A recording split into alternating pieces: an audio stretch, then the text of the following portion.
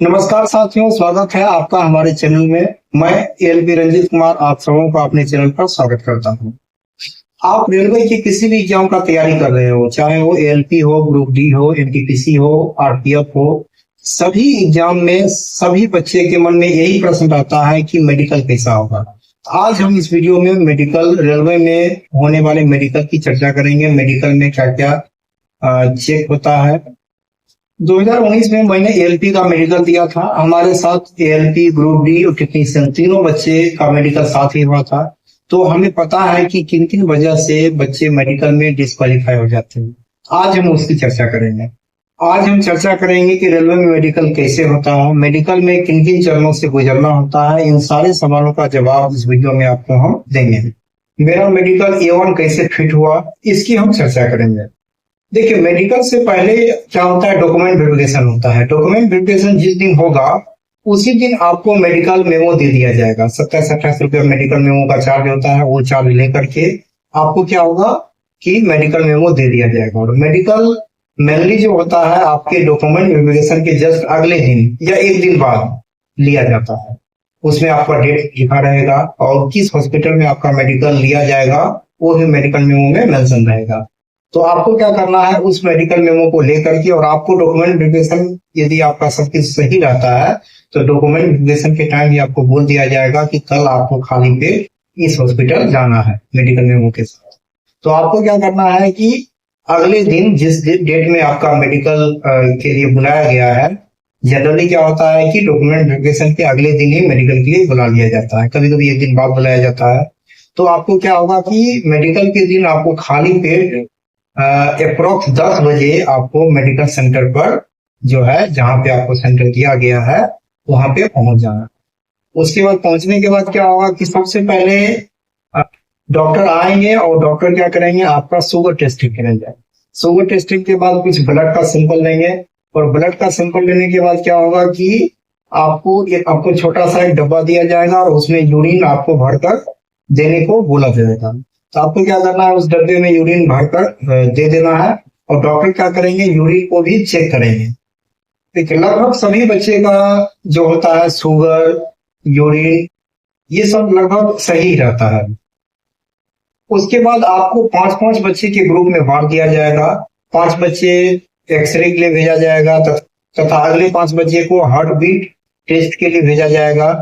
तो जैसे कि मुझे सबसे पहले एक्सरे के लिए भेजा गया था, तो जब मैं एक्सरे रूम में पहुंचा तो वहां पर डॉक्टर साहब ने क्या किए कि हमें शर्ट उतारने के लिए बोले, और शर्ट उतारने के बाद मेरा जो है चेस्ट का एक्सरे किया गया।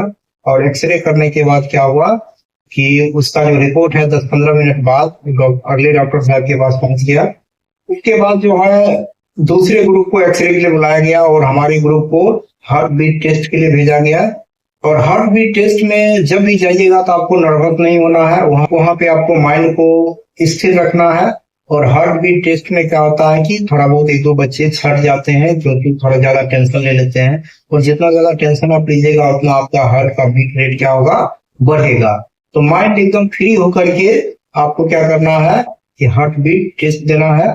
और उसमें भी वो भी आपका कोई दिक्कत नहीं होगा, आराम से उसको भी आप निकाल सकते हैं। लेकिन यदि आप टेंशन ले लेते हैं क्या होगा, मेडिकल हम क्वालिफाई करेंगे कि नहीं करेंगे, तो इस स्थिति में क्या होगा, आपका बीट रेट बढ़ जाएगा, तो आप डिस्क्वालीफाई भी हो सकते हैं। ये सभी टेस्ट में सही बच्चे पास हो ही जाते हैं। मेन जो खासकर दिक्कत होता है वो आई टेस्ट में होता है। चाहे रेलवे में आप ग्रुप डी के लिए, एनटीपीसी के लिए, एलपी के लिए, किसी भी पोस्ट के लिए अप्लाई किए हो, तो आपका आई टेस्ट क्या होता है, सबसे इंपॉर्टेंट होता है। एएलपी के लिए जो आई टेस्ट होता है वो A1 स्टैंडर्ड का होता है। और उसके बाद जो आपका ग्रुप डी के लिए यदि आप अप्लाई करते हैं तो पॉइंट्समैन का जो पोस्ट होता है उसके लिए आई टेस्ट A2 होना चाहिए। यदि आप एसएम के लिए अप्लाई करते हैं तो उसके लिए भी आई आपका क्या होना चाहिए, A2 स्टैंडर्ड का होना चाहिए। और आपका गार्ड जिसे ट्रेन मैनेजर भी कहते हैं उसके लिए भी क्या होना चाहिए, आई टेस्ट A2 स्टैंडर्ड का होना चाहिए। लेकिन जो एएलपी है, एएलपी के लिए आई टेस्ट आपका A1 स्टैंडर्ड का होना चाहिए। ग्रुप डी के दूसरे पोस्ट के लिए जो आई होता है वो B1, B2, C1, C2 होता है। लेकिन पॉइंट्समैन के लिए आपका आई टेस्ट B2 स्टैंडर्ड का होना ही चाहिए। एएलटी के लिए आई 6/6 मस्ट है, without any class, without any Google. कि जब मैं अपने मेडिकल के लिए जा रहा था, ट्रेन में सफर कर रहा है, तो मुझे डर था। मेन तो एएलपी में क्या होता है कि आई ही सबसे इम्पोर्टेंट है। यदि आपका आई ठीक है, बाकी थोड़ा बहुत शरीर में प्रॉब्लम है तो कोई दिक्कत नहीं है। तो मैं रास्ते में क्या होता था कि जो दीवार पर पोस्टर लगे होते थे, उसमें छोटे छोटे अक्षर थे, उसको मैं पढ़ते जा रहा था कि क्या मुझे सही से दिखाई दे रहा है कि नहीं। और जब मैं आई टेस्ट के लिए डॉक्टर के रूम में प्रवेश किया, उन्होंने सबसे पहले मेरा क्या किया, डिस्टेंट विजन चेक किया। डिस्टेंट विजन में क्या होता है कि आपको 6 से 7 मीटर दूरी पर खड़ा करके एक सी लेटर होता है, और सी लेटर को आपको बताना है कि वो किस ओर मुड़ा है, लेफ्ट है, राइट है, अप है, डाउन है, उसके डायरेक्शन को बताना है। तो 6x6, 6x9, सभी 6x9 का जो साइज थोड़ा बड़ा होता है, 6x6 का सबसे छोटा होता है। तो एलबी के लिए 6x6 को आपको पढ़ने के लिए बोला जाएगा। वही आप पॉइंट्समैन के लिए अप्लाई किए हैं तो आपको 6x9 यदि पढ़ते हैं तो आपका A2 मेडिकल स्टैंडर्ड, A2 जो मेडिकल में होता है 6x9 होना चाहिए, और ए और में क्या होना चाहिए, 6x6। तो एलबी के लिए आपको 6x6 मेडिकल स्टैंडर्ड होना ही चाहिए। तो आपको 6x6 को पढ़ना पड़ेगा यदि एलपी के मेडिकल के लिए जाते हैं तो। उसके बाद क्या होता है कि आपका डिस्टेंट विजन चेक हो जाता है, 6x6 का जवाब दे देते हैं। तो उसके बाद आपका नियर विजन चेक किया जाएगा। तो नियर विजन में क्या होगा, डॉक्टर आपके अपने पास बुलाएंगे और सामने रखे एक किताब को पढ़ने के 2-4 लाइन पढ़ने के लिए बोलेंगे। यदि आप सही तरीके से पढ़ देते हैं तो वो भी आपका सही है। उसके बाद क्या होता है कि आपका कलर ब्लाइंडनेस जो टेस्ट होता है उसको चेक किया जाता है। कलर ब्लाइंडनेस टेस्ट में क्या होता है कि डॉक्टर के पास एक किताब होता है, उसमें कुछ इस तरह से लेटर लिखे रहते हैं, और उस लेटर को डॉक्टर क्या करेंगे कि आपको पढ़ने के लिए बोलेंगे। 5-6 लेटर आपको पढ़वाया जाएगा। उसमें भी एक तो आप जवाब नहीं देते हैं तो डॉक्टर बोलेंगे फिर से देखो क्या लिखा हुआ।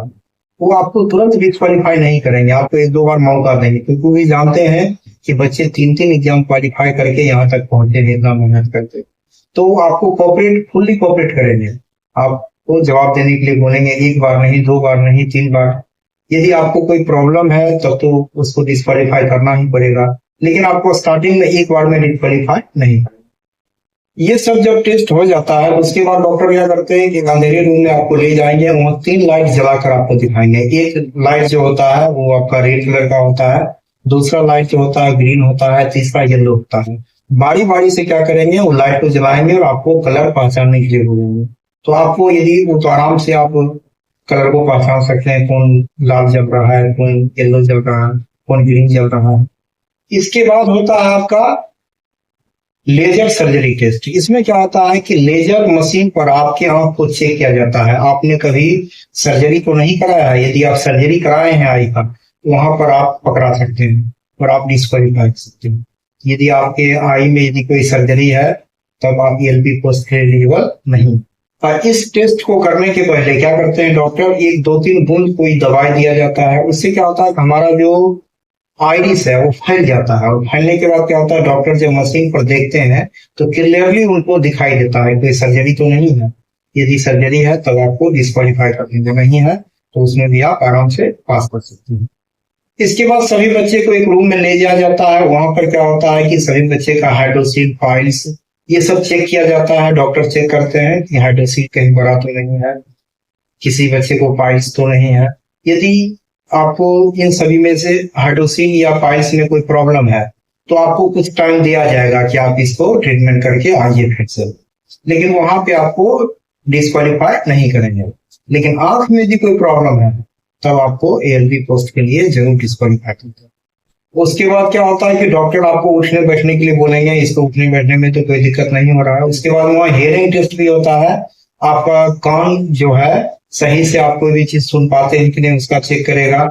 डॉक्टर आपसे कुछ दूरी पर खड़े होकर बात करेगा, कुछ क्वेश्चन पूछेगा, आपको जवाब देना है। उससे क्या होगा कि आपको पता भी नहीं चलेगा और वो क्या हुआ, आपका हियरिंग टेस्ट कर लिया। अब देखिए किसी किसी बच्चे के मन में प्रश्न आता है कि सर हमारे जो है टैटू का निशान है तो उससे कोई प्रॉब्लम भी होगा। यदि आपके शरीर पर कोई टैटू का निशान है तो इससे कोई प्रॉब्लम नहीं होगा। यदि आर्मी वगैरह में जाते हैं तो वहां प्रॉब्लम हो सकता है, लेकिन रेलवे में कोई प्रॉब्लम नहीं होता। किसी किसी के दांत का प्रॉब्लम होता है, दांत में कीड़ा लगा है, दांत टूटा है, तो उससे भी कोई दिक्कत नहीं होता। इस प्रकार जो होता है रेलवे में, आप किसी भी डिपार्टमेंट में जाते हैं तो इस प्रकार रेलवे का मेडिकल होता है। आई होप आपको वीडियो अच्छा लगा हो। यदि वीडियो अच्छा लगा हो तो वीडियो को लाइक शेयर एवं चैनल को सब्सक्राइब जरूर करें। Thank you.